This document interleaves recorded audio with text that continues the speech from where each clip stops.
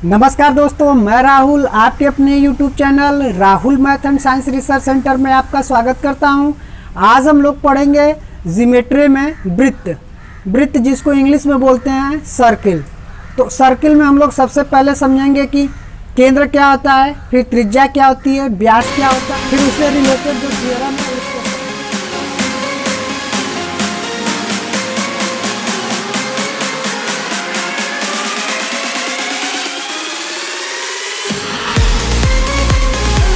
क्या होता है, वृत्त को इंग्लिश में सर्किल बोलते हैं। सर्किल क्या होता है, जैसे देखिए हमारे पास एक प्लेन है, ठीक है। इस प्लेन में कोई ऐसा एक निश्चित बिंदु हो, जिसके निश्चित दूरी पर, इस बिंदु से निश्चित दूरी पर उन सभी बिंदुओं का बिंदुपथ वृत्त कहलाता है। बात समझ में आया? जैसे ये एक हम लोग निश्चित बिंदु ले लिए और क्या किए,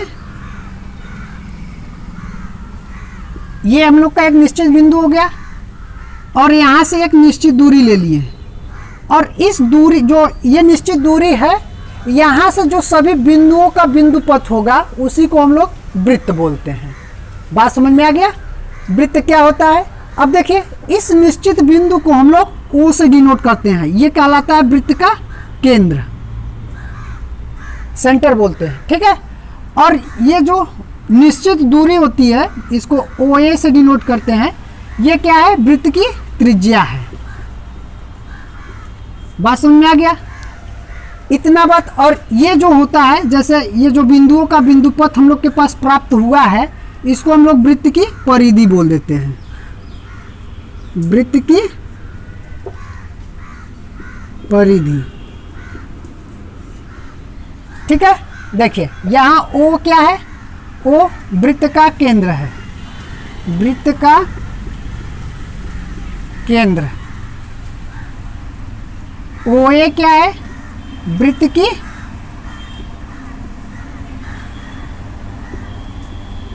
त्रिज्या है। और ये जो पूरी लंबाई है वृत्त की, जैसे यहाँ से काट दीजिएगा तो एक लंबा ऐसे बन जाएगा, लंबाई हो जाएगी, तो वो उसको हम लोग वृत्त की परिधि बोलते हैं। इतना बात समझ में आ गया होगा। अब देखिए इसमें हम लोग देखते हैं कि वृत्त की जीवा क्या होती है। जैसे हमारे पास ये कोई मान लीजिए एक वृत्त है,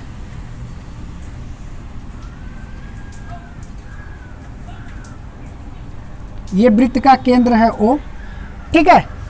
वृत्त के परिधि पर, परिधि को बोले तो परिधि मतलब ये, वृत्त के परिधि पर किसी दो पॉइंट को हम लोग मिला दें तो जो हम लोग को प्राप्त होता है उसको हम लोग वृत्त की जीवा बोलते हैं। इसको A B नाम दे दीजिए, तो ये वृत्त की जीवा कहलाती है।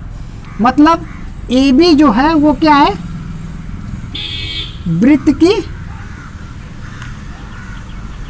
जीवा है। बात समझ में आ गया? AB जो है वो वृत्त की जीवा है। कहीं भी किसी भी पॉइंट पर, मान लीजिए ये पॉइंट मिला दीजिए, ये पॉइंट मिला लीजिए, ऐसे पॉइंट मिला दीजिए, तो ये सब क्या कहलाएंगे, वृत्त की जीवा कहलाएंगे। मान लीजिए इसको AB कर लीजिए, ये सब क्या है, वृत्त की जीवा है। ये सभी जो है वो वृत्त की जीवा है। बात समझ में आ गया होगा? अब देखिए, अब हम ऐसी जीवा खींचे, ठीक है, एक ऐसा जीवा खींचे जो कि वृत्त के केंद्र से होकर जाएगा। एक ऐसी जीवा खींचे जो वृत्त के केंद्र से होकर जाएगा और वृत्त को दो बराबर भागों में बांट देगा। तो ऐसे जीवा को हम लोग वृत्त का व्यास बोलते हैं। जो C और D कर दीजिए, तो CD जो है वो क्या है, वृत्त का व्यास है। बात समझ में आया? जैसे देखिए ये भी जीवा है, लेकिन ये सबसे बड़ी जीवा है, तो सबसे बड़ी जीवा को हम लोग बोल देते हैं, किसी भी वृत्त में सबसे बड़ी जो जीवा होती है उसको हम लोग व्यास बोलते हैं। तो इसको हम लोग व्यास बोल दिए। व्यास कब बोलेंगे, जब हम लोग जो जीवा हो, वृत्त की जो जीवा हो, वो यदि केंद्र से होते हुए जाएगी तो हम लोग बोल देंगे कि वो वृत्त का व्यास है। तो इसको हम लोग लिखते हैं वृत्त का व्यास। बात समझ में आ गई? और इसी को बोलते हैं वृत्त की सबसे बड़ी जीवा। वृत्त की सबसे बड़ी जीवा। बात समझ में आ गया होगा।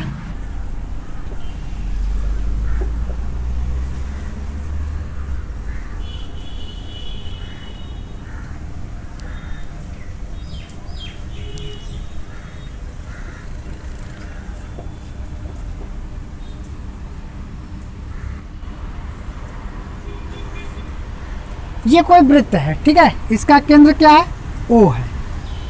ये वृत्त है हम लोग का, इसका केंद्र O। कोई भी पॉइंट वृत्त के अंदर होता है या अंदर वाले भाग पर कहीं भी हो, तो हम लोग वृत्त के अंदर वाले भाग को हम लोग बोलते हैं अभ्यंतर, ठीक है। ये कहलाता है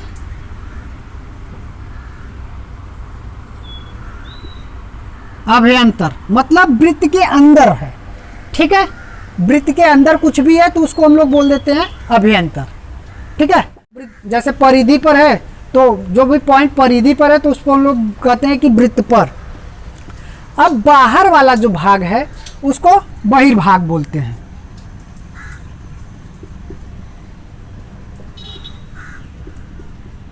बहिर्भाग, बात समझ आ गया। इधर जाए जहां भी जो कोई पॉइंट हो तो उसको बहिर्भाग बोलते हैं। अंदर वाला भाग अभ्यंतर कहलाता है। परिधि पर कोई है तो उसको बोलते हैं वृत्त पर है, मतलब यहाँ पर लिख लीजिए कोई भी पॉइंट, मान लीजिए सी है, वृत्त की परिधि पर कोई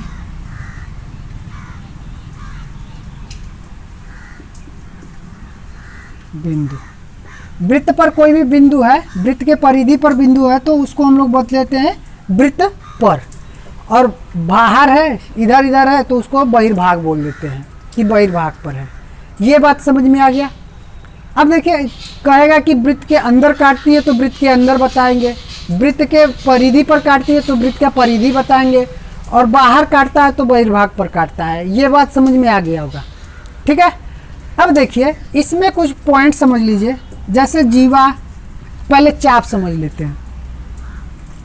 ये कोई हम लोग का वृत्त है, ठीक है, ये कोई जीवा है, मान लीजिए ए बी एक जीवा है, तो हम लोग मान लीजिए ये चाप लेना है, इसको हम लोग बोलते हैं चाप, ठीक है। वृत्त का जो भी भाग, जैसे वृत्त की ये परिधि पर जो भी भाग होता है, जो भी लंबाई होती है, उसको हम लोग चाप बोलते हैं। मान लीजिए हम लोग को ए बी एक जीवा है जो कि वृत्त को दो भागों में डिवाइड कर रही है, एक भाग ऊपर का है और एक भाग नीचे का है। तो इसको हम लोग, ये जो परिधि है उसको हम लोग वृत्त का चाप बोल देते हैं। तो ए बी, मान लीजिए ये कोई पॉइंट, या यहाँ पर ये बी कर दीजिए, ये सी कर दीजिए, ये कोई पॉइंट है, ठीक है। तो ए बी सी जो है, देखिए हम लोग को लिखना होगा कि वृत्त का चाप क्या है। तो ऐसे चाप का निशान ऊपर से होता है, जैसे ए बी सी, ये चाप का निशान हो गया, ये चाप है ए बी सी। और मान लीजिए यहाँ पर डी पॉइंट है तो ये भी एक चाप हो गया, ठीक है। तो इसको हम लोग लिखते हैं ए डी सी, ये भी एक चाप है। बात समझ में आ गया। अब देखिए, इसमें जो है ये जीवा क्या किया है, ए बी जो जीवा थी, ए सी जो जीवा थी, वो क्या किया है कि वृत्त को दो भागों में डिवाइड कर दिया है, इधर ऊपर वाला भाग और इधर नीचे वाला भाग। तो ये चाप हम लोग को लिखना होगा, ठीक है, ये चाप लिखना होगा। तो हम लोग क्या लिखेंगे, ए बी सी, ये चाप लिख देंगे। और इस बड़े वाले चाप को, ये देखिए छोटा वाला चाप है और ये बड़ा वाला चाप है, तो बड़े वाले चाप को हम लोग क्या लिखेंगे, ए डी सी लिख देंगे, ठीक है। ये बड़ा वाला चाप होगा। अब देखिए, ये वृत्त को दो भागों में बांट रहा है, तो इसको हम लोग वृत्तखंड के रूप में जब देखेंगे तो वृत्तखंड जो होता है वो दो प्रकार का होता है, एक दीर्घ वृत्तखंड होता है और एक लघु वृत्तखंड होता है। तो देखिए, ये जीवा क्या कर रहा है, ये बड़ा वाला वृत्तखंड का भाग है, तो इसको हम लोग दीर्घ वृत्तखंड बोल देते हैं, दीर्घ वृत्तखंड। ये वाला जो पूरा भाग है इसको हम लोग दीर्घ वृत्त खंड बोल देते हैं और इसको लघु वृत्त खंड, लघु वृत्त खंड। बात समझ में आ गया। इसको बड़े वाले भाग को हम लोग बोल देते हैं दीर्घ वृत्त खंड और छोटे वाले भाग को बोल देते हैं लघु वृत्त खंड। तो वृत्त खंड जो हम लोग देखें, वृत्त खंड ये दो प्रकार के होते हैं। ये देखिए दो प्रकार के होते हैं। पहला क्या था, पहला दीर्घ वृत्त खंड,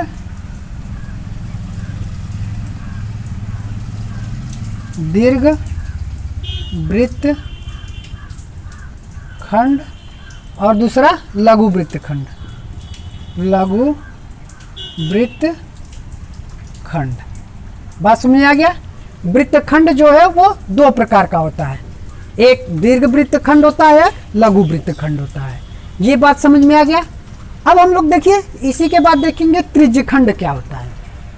ठीक है, तो आइए समझते हैं कि त्रिज्य खंड क्या है।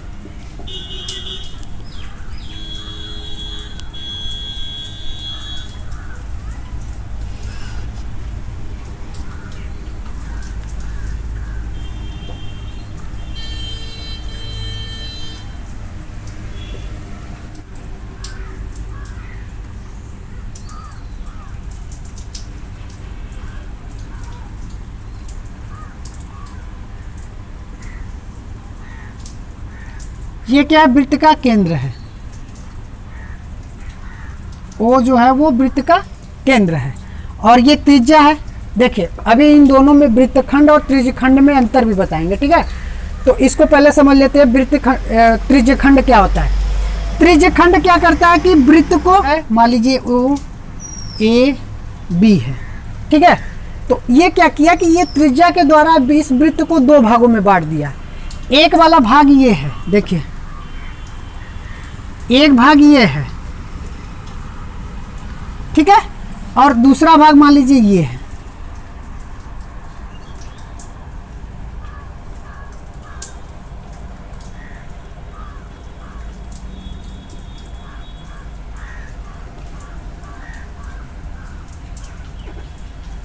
बात समझ में आ गया। ये त्रिज्या द्वारा दो भागों में, जैसे त्रिज्य खंड होता है जो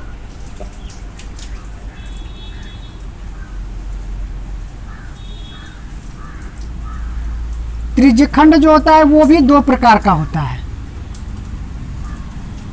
पहला क्या होता है, इसमें भी वही है, दीर्घ त्रिज्य खंड और लघु त्रिज्य खंड। तो देखिए जो बड़ा वाला है, जो बड़ा वाला भाग है वृत्त का, यदि त्रिज्या के द्वारा है तो उसको हम लोग त्रिज्य खंड बोलते हैं ना। तो जो बड़ा वाला भाग है उसको दीर्घ त्रिज्य खंड बोल देंगे।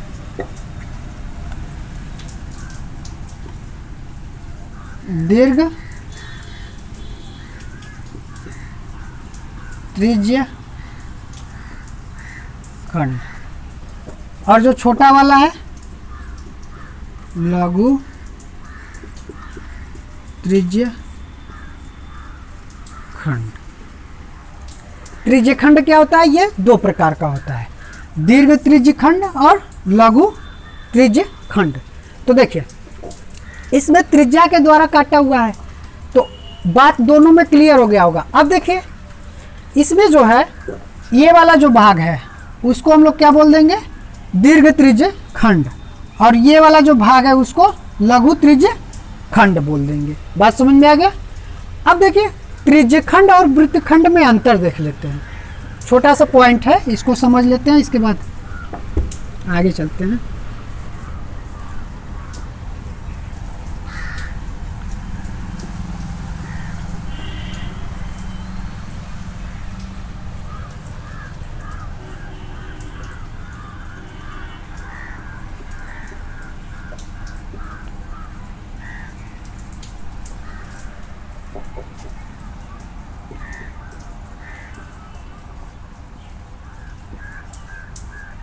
पहले इन दोनों में अंतर समझ लेते हैं। देखिए ये कोई वृत्त है मान लीजिए हम लोग के पास, ठीक है, तो ये क्या है, वृत्तखंड है। तो वृत्तखंड में हमेशा जीवा उसको दो भागों में बांटेगा, ठीक है।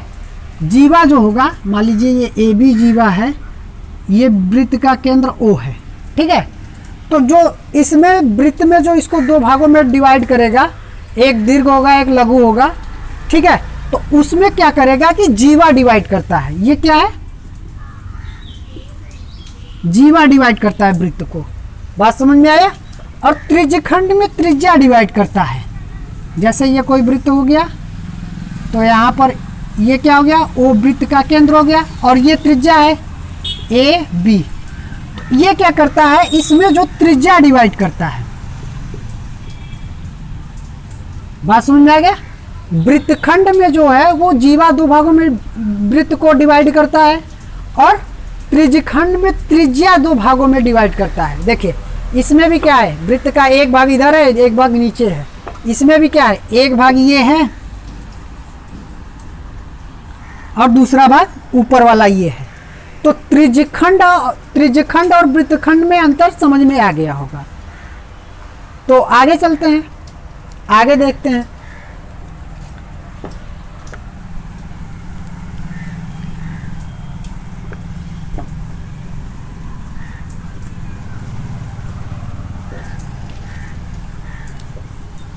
वृत्त और गोला में अंतर।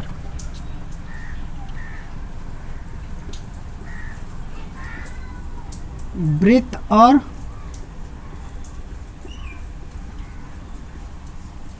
गोला में अंतर, ठीक है। तो यहां वृत्त लिख लेते हैं,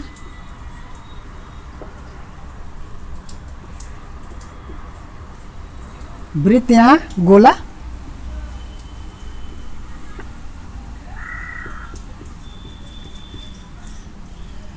ठीक है। तो देखिए वृत्त में क्या है, वृत्त प्लेन में होता है, मतलब ये 2D है।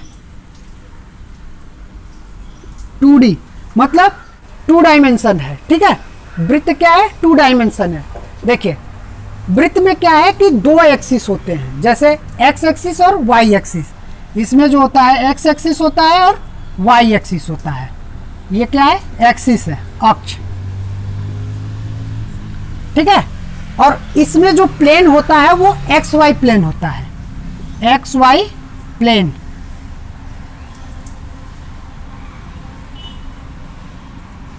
बात समझ में आ गया। देखिए वृत्त में क्या होता है कि ये जो फिगर होता है वृत्त का वो 2D है। 2D का मतलब जिसमें एक्स एक्सिस हो और वाई एक्सिस हो, 2 एक्सिस हो, और प्लेन क्या हो, एक्स वाई प्लेन हो। बात समझ में आ गया।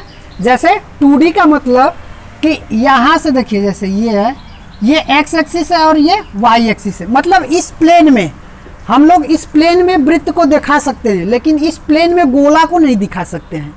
क्यों? क्योंकि ये एक्स वाई प्लेन है, इसमें जो भी दिखाएंगे हम लोग वृत्त ही दिखाएंगे, ठीक है। बात समझ में आ गया होगा। तो इसमें जो वृत्त में होता है उसमें एक्स वाई प्लेन होता है, एक्स वाई प्लेन होता है। अक्ष कौन सा होता है, एक्स अक्ष होता है और वाई अक्ष होता है।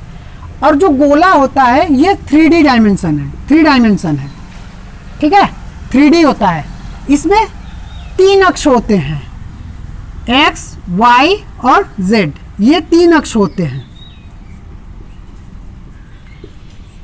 और इसमें प्लेन क्या होता है, एक्स वाई जेड प्लेन होते हैं।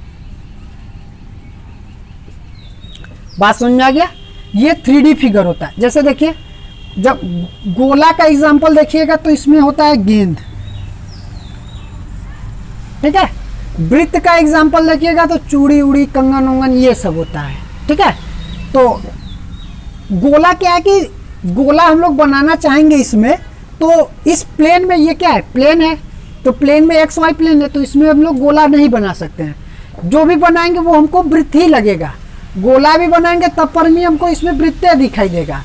इसमें जैसे देखिए गोला को क्या कीजिए कि ऐसे लगा के ये दबा दीजिए उधर तक, तो उधर निकल जाएगा तो वो गोला दिखेगा।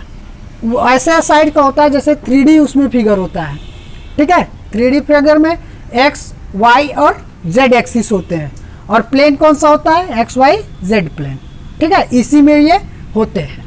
तो ये गोला हो गया और ये वृत्त हो गया। बात समझ में आ गया? गोला और वृत्त में अंतर समझ में आ गया होगा। जनरली लोग बस यही एग्जांपल देते हैं कि ये 2D होता है और ये 3D होता है, लेकिन ये बात भी आप जान लीजिए कि इसमें जो प्लेन होता है वो एक्सिस जो होता है वो एक्स एक्सिस वाई एक्सिस होता है। ठीक है, कोई भी एक दो एक्सिस हो जाए, दो मतलब इसका कहने का मतलब यही है कि इसमें दो एक्सिस होते हैं। ठीक है, कोई भी हो, जैसे अब ये एक्स वाई प्लेन करने का मतलब ये नहीं है कि सिर्फ एक्स ही वाई प्लेन हो, कोई भी प्लेन हो। इधर इस बात थोड़ा समझ लीजिए, नहीं तो कंफ्यूज हो जाएंगे। जैसे देखिए, अब ये देखिए, ये एक्स एक्सिस हो गया, ये वाई एक्सिस हो गया और ऐसे जेड एक्सिस हो गया। ठीक है, तो इसमें क्या होता है कि इसमें सिर्फ प्लेन होता है एक्स वाई प्लेन में, मतलब इसको हम लोग लीजिए ये जेड वाला है। ठीक है, ये जेड, तो इसमें जब लिखेंगे इस वाले प्लेन में लिखेंगे तो क्या लिखेंगे, जेड मतलब वाई जेड वाले प्लेन में, ये जो वाई वाला जेड वाला प्लेन है ये। फिर इसमें देखिए जब इसमें लिखेंगे तो ये एक्स वाई प्लेन वाला है, और देखिए इसमें जब लिखेंगे इस वाले प्लेन में लिखेंगे तो इसमें क्या कहेंगे, एक्स जेड वाला प्लेन कहेंगे। इसका मतलब प्लेन कहने का मतलब ये है कि इसमें दो एक्सिस इंक्लूड होंगे। ठीक है, कोई भी हो, और इसमें एक्स वाई ये ही नहीं है, कोई भी दो हो सकता है, जेड एक्स हो सकता है, फिर वाई जेड हो सकता है, कुछ भी हो सकता है, लेकिन दो ही एक्सिस होनी चाहिए इसमें। देखिए यहाँ पर लिख दीजिए दो एक्सिस, दो अक्ष। ठीक है, दो अक्ष होना चाहिए, कोई भी हो, और यहाँ पर लिख दीजिए तीन अक्ष, तीन अक्ष। ठीक है, बात समझ में आ गया होगा। तो वृत्त और गोला में अंतर अच्छी तरीके से समझ में आ गया होगा। अब आगे चलते हैं।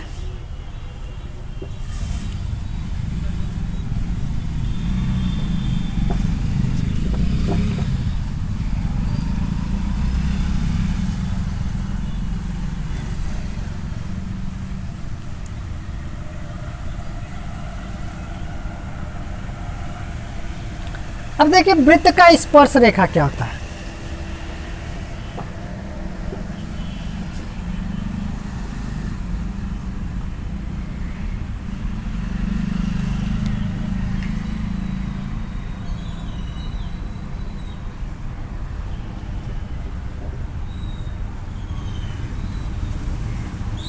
वृत्त की स्पर्श रेखा,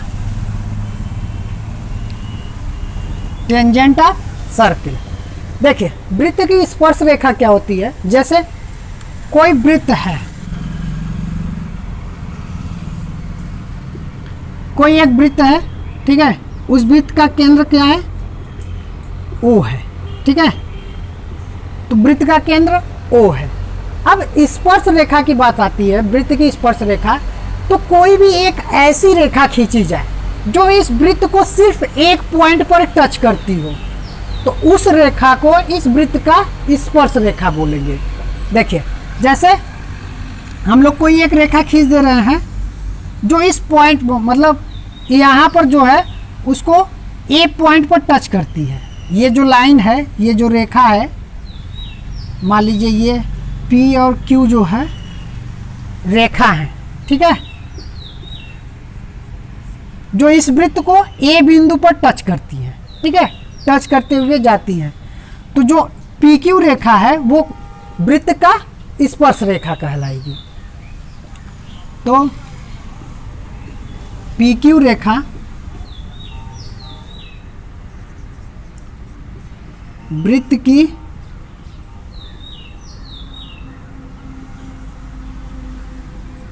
स्पर्श रेखा है। ठीक है, वृत्त की स्पर्श रेखा है। कहीं से भी आप खींच सकते हैं, यहाँ से भी खींच सकते हैं, यहाँ से भी खींच सकते हैं, कहीं से भी खींचिए आप। यहाँ इस पॉइंट पर भी खींच सकते हैं। एक ही पॉइंट पर टच होकर जाना चाहिए। वृत्त के परिधि पर कोई ऐसा पॉइंट हो जिससे वो रेखा टच करते हुए जाए, तो उसको हम लोग बोल देते हैं कि वो वृत्त की स्पर्श रेखा है। और ये बात एकदम नोट कर लीजिए कि वृत्त के केंद्र से स्पर्श वाला बिंदु पर यदि मिलाएं, ठीक है, वृत्त के केंद्र से स्पर्श वाले रेखा को बिंदु से जो इस पॉइंट पर स्पर्श कर रहा है वहां मिलाएं, तो उस रेखा से ये 90 डिग्री का कोण बनाता है। इसका जो एंगल होगा वो 90 डिग्री का होगा। बात समझ में आ गया? ये भी 90 डिग्री का होगा। कोई भी कहीं भी किसी भी पॉइंट पर यहाँ से यहाँ पर मिलाएं तो ये भी 90 डिग्री का बनाएगा। ये स्पर्श रेखा है तो यहाँ पर बनवाएं तो ये भी 90 डिग्री का, यहाँ पर बनाए तो ये भी 90 डिग्री का। मतलब किसी भी स्पर्श रेखा को यदि केंद्र से मिला दिया जाए तो स्पर्श रेखा और जो त्रिज्या है उनके बीच का जो कोण होगा वो हमेशा 90 डिग्री का होगा। ये क्या होगा? समकोण होगा।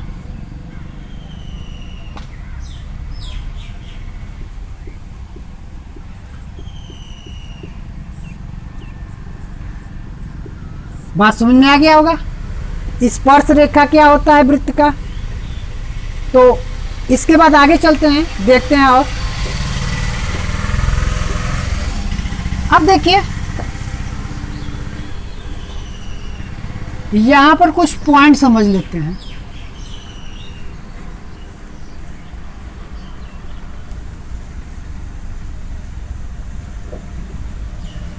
में क्या है, जब दो वृत्त एक दूसरे को स्पर्श नहीं करती हैं तब उसमें कितने स्पर्श उभयनिष्ठ स्पर्श रेखा खींची जा सकती है उसको देखेंगे।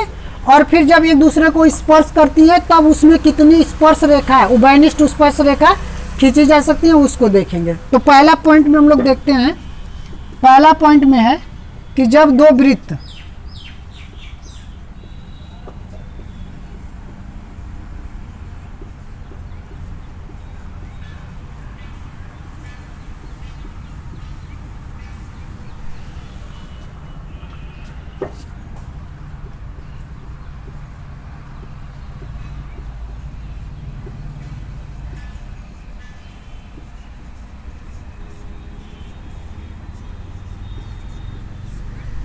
जब दो वृत्त एक दूसरे को स्पर्श नहीं करती हैं तब उसमें कितने मैक्सिमम उभयनिष्ठ स्पर्श रेखा खींची जा सकती है उसको हम लोग देखेंगे। तो दो वृत्त एक दूसरे को स्पर्श नहीं कर रही है तो दोनों वृत्त क्या हैं? दूर दूर हैं। एक वृत्त ये हो गया और एक वृत्त ये हो गया, ठीक है। तो इसमें हम लोग जब देखेंगे, या इसको थोड़ा सा और दूर कर लीजिए, एक वृत्त ये हो गया जिसका केंद्र क्या है? O है, इसका केंद्र C है।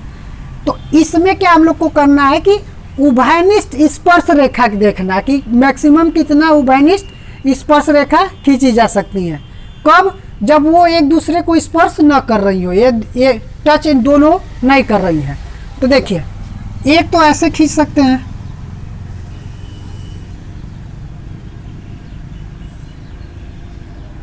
एक ऐसे खींच सकते हैं,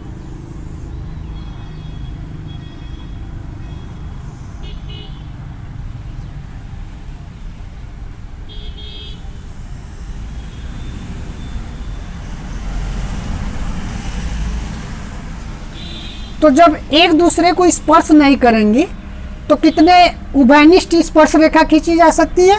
4। तो यहां पर लिख सकते हैं 4 उभयनिष्ठ स्पर्श रेखा, 4 उभयनिष्ठ स्पर्श रेखा खींची जा सकती है, ठीक है। कब? जब वो वृत्त एक दूसरे को स्पर्श नहीं करती हैं।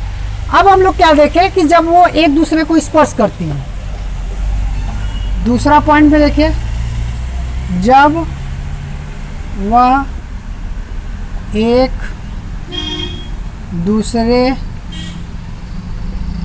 को स्पर्श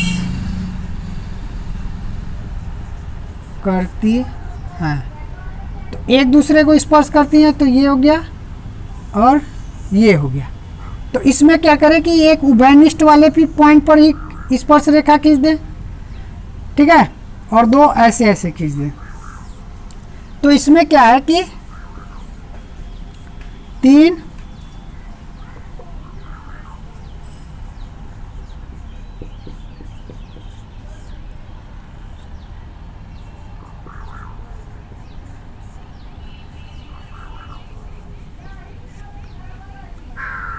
3 उभयनिष्ठ स्पर्श रेखा खींची जा सकती है।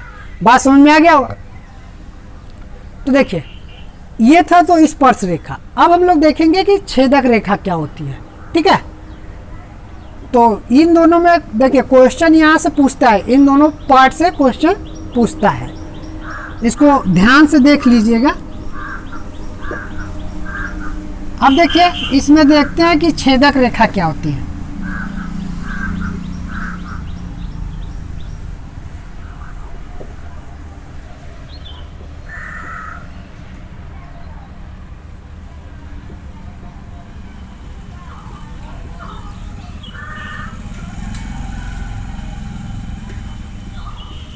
वृत्त की छेदक रेखा, जैसे ये कोई वृत्त है, ठीक है, तो इसमें क्या करें कि एक रेखा खींचे जो वृत्त को 2 पॉइंट पर कट करती हो। ये कोई रेखा है, मान लीजिए ये PQ रेखा है, PQ रेखा है जो वृत्त को C और D पर काटती है। तो इस रेखा को PQ रेखा को हम लोग PQ जो रेखा है इसको हम लोग क्या बोलेंगे, इस वृत्त का छेदक रेखा। इसका केंद्र मान लीजिए वो है, वृत्त का छेदक रेखा।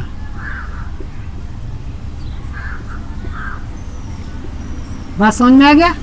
छेदक रेखा क्या होता है, जब कोई रेखा वृत्त को 2 बिंदुओं पर काटती है तो उसे हम लोग कह देते हैं कि वो वृत्त का छेदक रेखा है। बात समझ में आ गई होगी। अब देखिए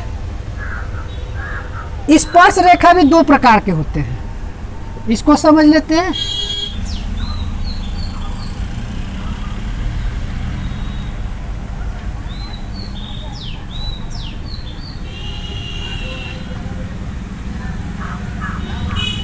स्पर्श रेखा के प्रकार में देखिए, जैसे ये कोई है वृत्त हम लोग का, ठीक है, और एक वृत्त ये है, मान लीजिए इसका केंद्र O है, इसका केंद्र C है, ठीक है। तो जब कोई भी स्पर्श रेखा ऐसे जाए, इन दोनों से होते हुए जाए, ठीक है, तो वहाँ पर हम लोग बोल देते हैं इसको अनुस्पर्श रेखा। ये क्या है, अनुस्पर्श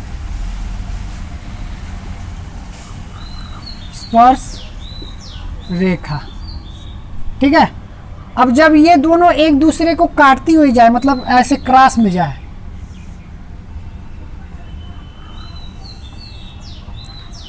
ऐसे रेखा को क्या बोल देते हैं,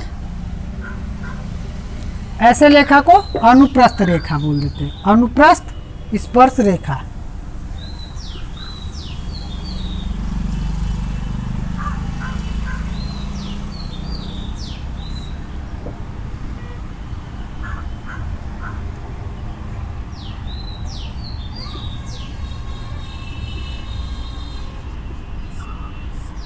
इतना बात समझ में आ गया होगा, ठीक है। अब उभयनिष्ठ जीवा भी देख लेते हैं इसी के साथ। जैसे 2 कोई वृत्त हैं, वो एक दूसरे को कट कर रही हैं, ठीक है, तो इनके कट वाले पॉइंट पर जब जो जीवा खींची जाएगी, ये वृत्त मान लीजिए वो है और ये वृत्त का केंद्र क्या है, मतलब इसका केंद्र है O और इसका सेंटर जो है वो C है, तो ये क्या कहलाएगा, ये उभयनिष्ठ जीवा कहलाएगा।